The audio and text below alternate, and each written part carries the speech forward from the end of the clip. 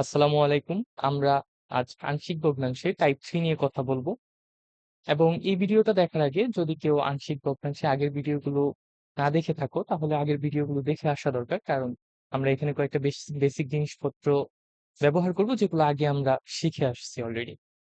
তো আমরা শুরু করি যে এই টাইপের আওতায় আমরা কোন ভগ্নাংশগুলো নিয়ে কাজ করব।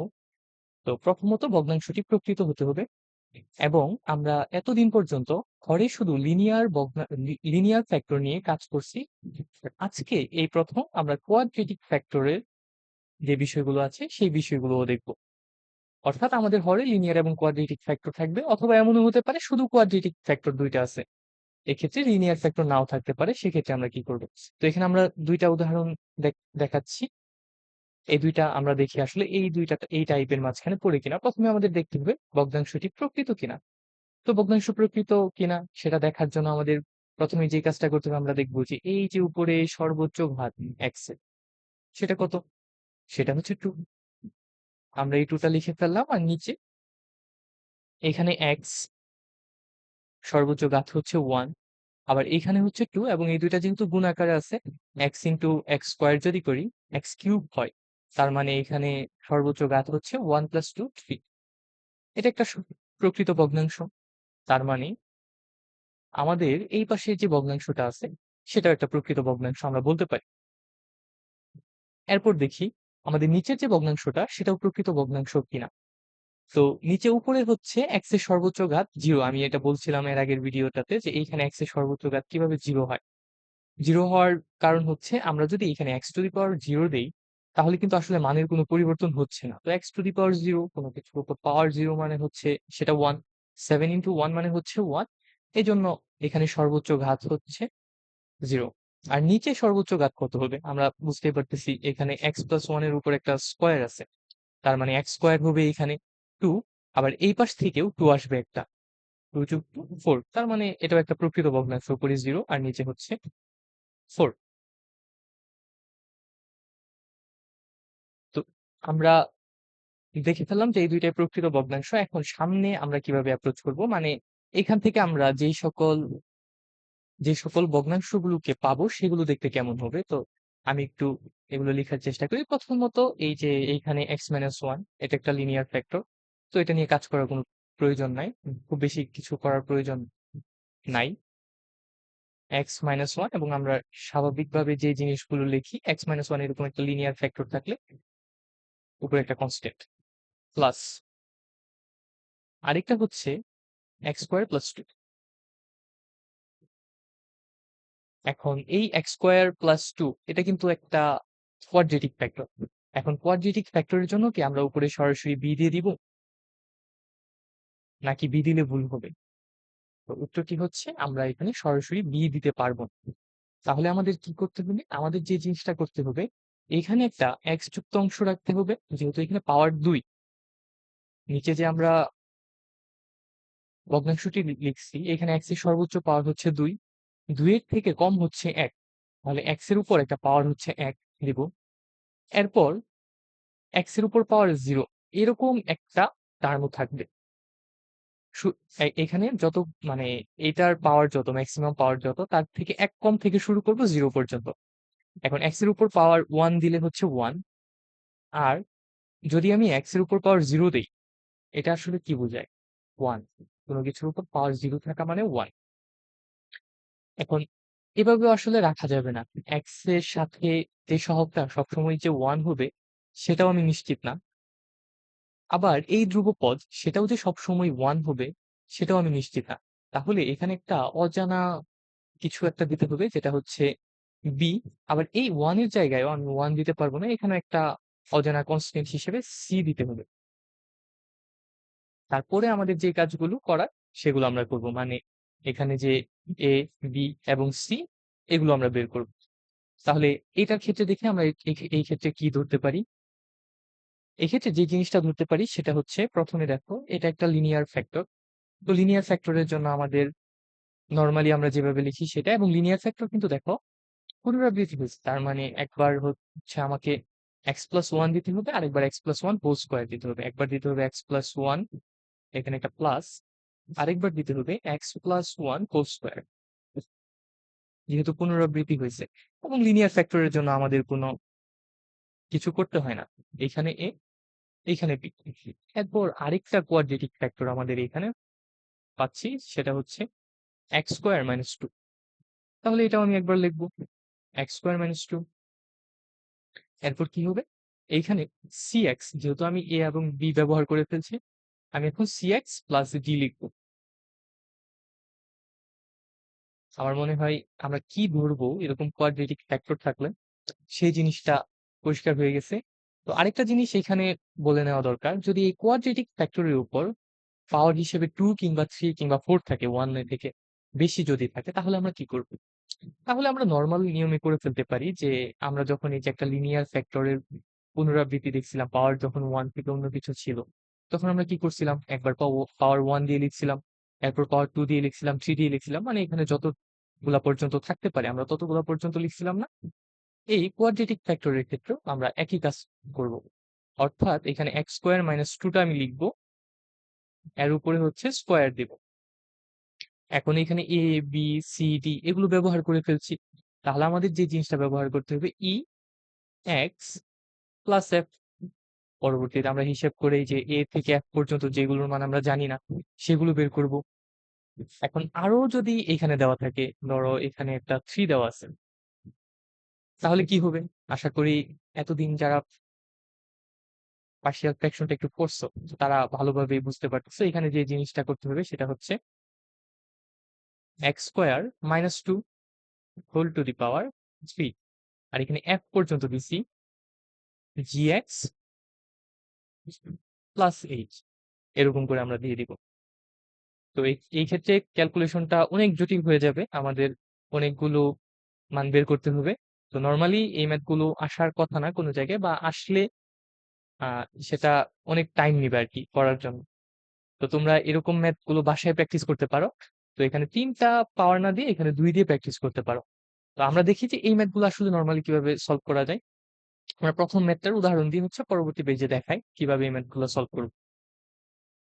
তো এখানে আমি এই যে প্রথম উদাহরণটা নিয়ে নিছি, তো আমি কিন্তু এর আগে দেখে আসছিলাম যে এই ফ্র্যাকশনটা হচ্ছে একটা প্রকৃত ভগ্নাংশ বা প্রপার ফ্র্যাকশন। তাহলে এর জন্য আমরা সরাসরি লিখে ফেলবো যে ধরি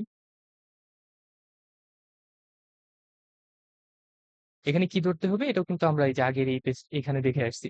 তো এখান থেকে আমি সরাসরি লিখে দিই এখানে।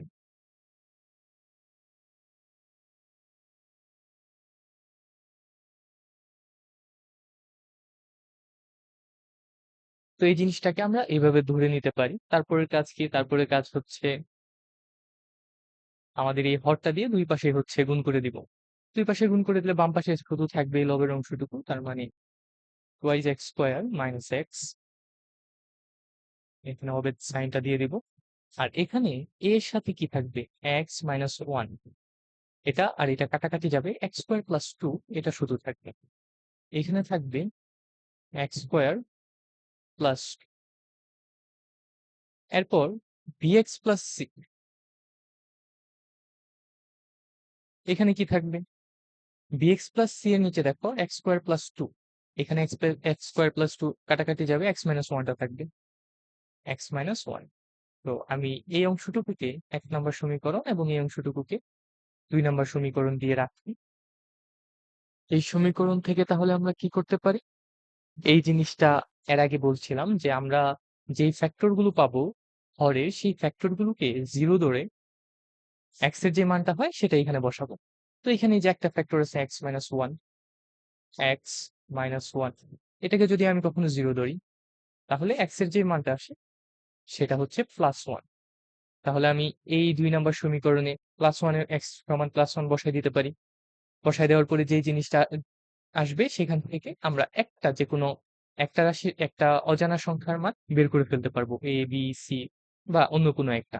তাহলে আমি লিখি যে যদি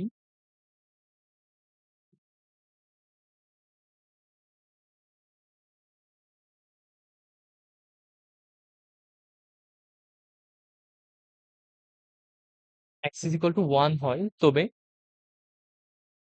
ওয়ানটা আমি এখানে বসাবো, two into one square minus one সমান, এই পাশে এর জায়গায় আমি বসাবো হচ্ছে ওয়ান স্কোয়ার প্লাস টু এর সাথে প্লাস দিয়ে আমি এখানে বসাবো এক্স এর জায়গায় 1 প্লাস সি, এরপর এখানে 1 মাইনাস 1। এখানে দেখো এই যে 1 মাইনাস 1 এটা কি 0 হয়ে যায়। এখন কোনো কিছুকে যদি আমি 0 দিয়ে গুণ করি পুরো টার্মটাই 0 হয়ে যাবে, তার মানে এটা আর থাকবে না আমাদের। এটা যদি 0 হয়ে যায় আমাদের তাহলে বাম পাশে থাকলো শুধুমাত্র 2 গুণন এক্স স্কোয়ার মানে 1, সি মাইনাস 1 মানে হচ্ছে 1। আর ডান পাশে থাকতেছে এ, এর সাথে গুণাকারে কি হবে 1 স্কোয়ার মানে 1 প্লাস 2 মানে 3। তাহলে 3 যদি এর সাথে গুণাকারে থাকে আমরা এই 3 টাকে এই পাশে এনে ভাগ করে দিতে পারি, তার মানে 1 এর নিচে যদি আমি 3 দিয়ে ভাগ করে দিই এর মানটা পেয়ে যাবো। এর মানটা আমরা এখান থেকে পেয়ে গেলাম। এখন আমাদের পরবর্তী কাজ কি হবে? পরবর্তী কাজ হবে আমরা আরেকটা ফ্যাক্টর পাইছিলাম না, এক্স স্কোয়ার প্লাস 2।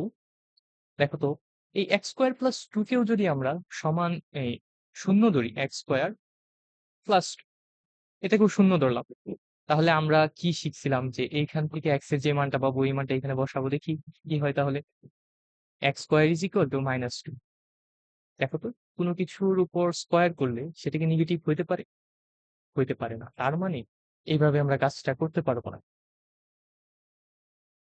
অন্য আরেকভাবেও বলতে পারো যে যদি আমাদের এখানে প্লাস না থেকে মাইনাস থাকতো তাহলে কি হতো একটু চিন্তা করো তো। এখানে এক্স স্কোয়ার মাইনাস 2, এটাকে যদি আমি সমান ধরি তাহলে কিন্তু আমরা মাইনাস 2 কে ওই পাশে নিলে একটা পজিটিভ মান পাচ্ছি, তাই না? 2। তো এটা তো আসলে সম্ভব, কোনো কিছুর উপর স্কোয়ার করলে 2 হয়। তাহলে আমি এখান থেকে কি এক্স এর মানটা বের করে বসাই দিতে পারবো এখানে। এক্স এর মানটা হবে যেহেতু স্কোয়ার থেকে স্কোয়ার রুট করতেছি প্লাস মাইনাস আসবে মানে দুইটা মান হবে রুট। এখানেও একটা ঝামেলা বেঁচে গেল। কারণ কি এই যে রুট টু এটা হচ্ছে একটা অম্লজ সংখ্যা, তাহলে অম্লজ সংখ্যা নিয়ে আমরা কাজ করতে পারবো না এই পার্শিয়াল ফ্র্যাকশনের ক্ষেত্রে। এজন্যই আমাদের একমাত্র যে উপায় বি এবং সি এর মানটা বের করার জন্য সেটা হচ্ছে সহগ সমীকৃত করা। আমরা এর আগের ক্লাসে সহগ কিভাবে সমীকৃত করতে হয় মানে আগের ভিডিওটাতে সেখানে দেখে আসছিলাম। তো আমরা সেই কনসেপ্টটা এখানে ইউজ করব। তো সহগ সমীকৃত করার জন্য আমরা প্রথমে কি করব? প্রথমে যে কাজটা করা দরকার এই যে এক্স স্কোয়ার এই যুক্ত পদ যেগুলো আছে সেগুলোকে আলাদা করব, এক্স যুক্ত পদগুলোকে আলাদা করব, তারপর হচ্ছে ধ্রুব পদকে আলাদা করব বা অন্য কোনো রকমের পদ থাকলেও সেগুলো সবগুলোকে আলাদা করে বাম পাশে এবং ডান পাশে তাদের সহগগুলোকে সমান ধরবো, তাহলে হয়ে যাবে। আমরা ইকুয়েশন পেয়ে যাব আর ইকুয়েশন থেকে মানটাও খুব সহজে বের করে ফেলতে পারবো। এটা আমি পরের পেজে করি।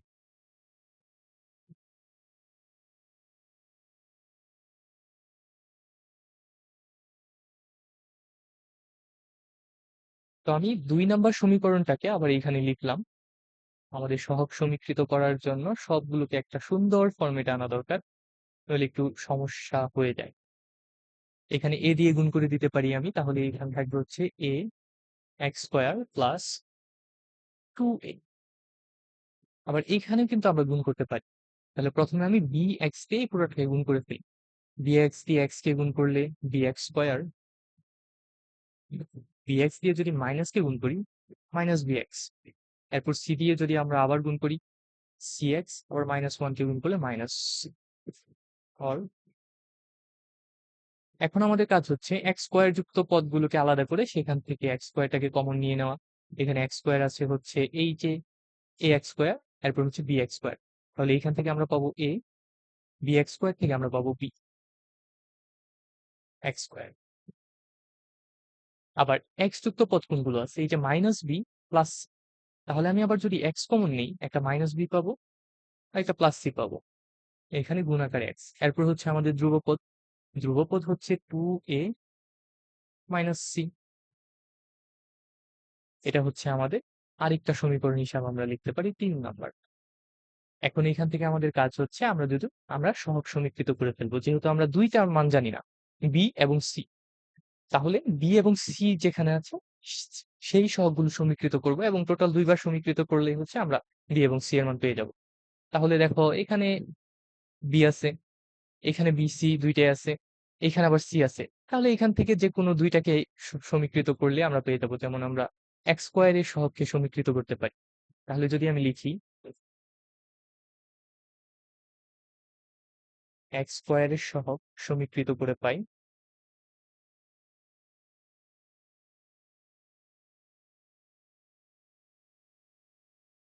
এক্স স্কোয়ারের সহগ সমীকৃত করলে কি হবে? আমাদের বাম পাশে এক্স স্কোয়ারের যে সহগ সেটা হচ্ছে 2, ডান পাশে সেটা কত? a plus b। অবশ্যই এই দুইটা সমান হতে হবে। a এর মানটা আমরা জানি, সেটা হচ্ছে 1/3, আমরা আগের পেজে বের করে আসছিলাম 1/3। আর b এর যে মান সেটাই আমরা বের করতে চাই। তাহলে b হবে এখানে 2 থাকবে, আর এই পাশে 1/3 প্লাস, আমরা যদি এই পাশে নিয়ে এসে দিই এটা হয়ে যাবে মাইনাস। আমরা এখান থেকে একটু ক্যালকুলেশন করলে এটা হবে 5/3। b এর মানটা আমরা এখন পেয়ে গেলাম। আমাদের আরো একটা কিছু সহগ সমীকৃত করা দরকার। আমরা এখন ধ্রুবপদের সহগটাকেও সমীকৃত করতে পারি, অথবা এক্স এর সহগকেও সমীকৃত করতে পারি। আমি এখানে ধ্রুবপদের সহগটাকে সমীকৃত করি। যে কোনো একটা দিয়ে করলে আসলে আনসার আমাদের একই হবে। তাহলে আমি ধ্রুবপদ সমীকৃত করে পাই,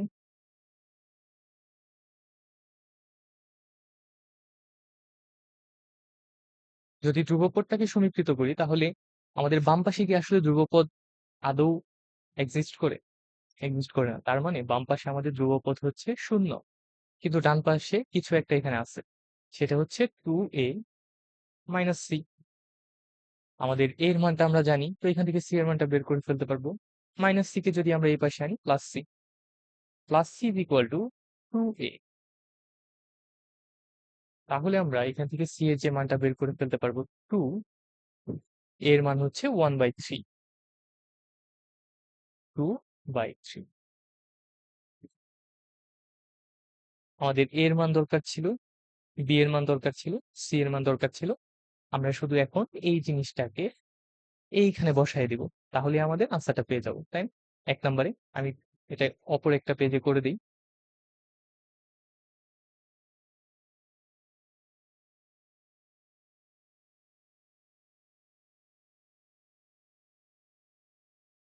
তাহলে দেখো এই যে এখানে এ, বি, সি এগুলোর মান আমরা পেয়ে গেছি। আর এখন ইকুয়াল সাইন দেবো আমরা।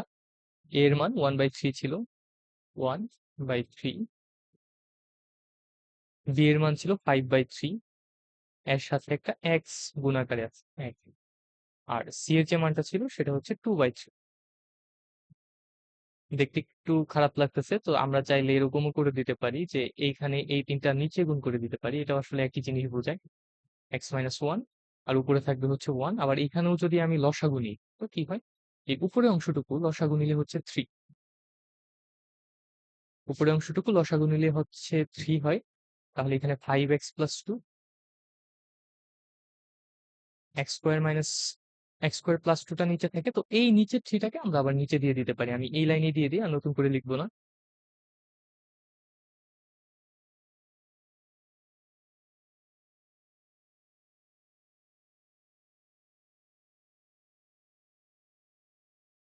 এটাই হচ্ছে আমাদের এই ম্যাথের জন্য আনসার। তো আমরা চাইলে, আমি যে তোমাদের একটা জিনিস দেখাইলাম, যদি আমাদের এই কোয়াড্রেটিক ফ্যাক্টরটা স্কোয়ার আকারে থাকে তাহলে কি হবে, তো তোমরা চাইলে এই ম্যাথটাতেই এখানে একটা স্কোয়ার দিয়ে এটা করে ফেলতে পারো, যদি তোমাদের বাড়িতে সময় থাকে। আমার মনে হয় এটা করে ফেলাটা ভালো হয়। তো সেখানে 4টা সহগ আসবে, মানে 4টা অজানা সংখ্যা আসবে, যার জন্য 4বার হচ্ছে আমাদের সহগটাকে সমীকৃত করতে হবে। একটু ক্যালকুলেশনটা অনেক বড় হবে। তো আমি বাড়ির কাজ হিসেবে আরো একটা ইন্টারেস্টিং ম্যাথ দিতেছি। ম্যাথটা হচ্ছে x/(x+1) x²-1। তো এই জিনিসটা আমরা যে টাইপ 3 তে করলাম অনেকটা ওইরকমই মনে হচ্ছে। এখানে একটা লিনিয়ার ফ্যাক্টর আছে, আবার এখানে একটা কোয়াড্রেটিক ফ্যাক্টর আছে। তো তোমরা চাইলে এটা করে দেখতে পারো, কিন্তু আমি বলে দিই এটা হচ্ছে আমরা যে টাইপ 3 এর ম্যাথ গুলো করছি তার থেকে একটু ডিফারেন্ট। তো কেন ডিফারেন্ট এবং এর আনসারটা কিভাবে করতে হয় এটা আমরা পরবর্তী ভিডিওতে দেখবো। তো সে পর্যন্ত সবাই ভালো থাকুন, আল্লাহ হাফেজ।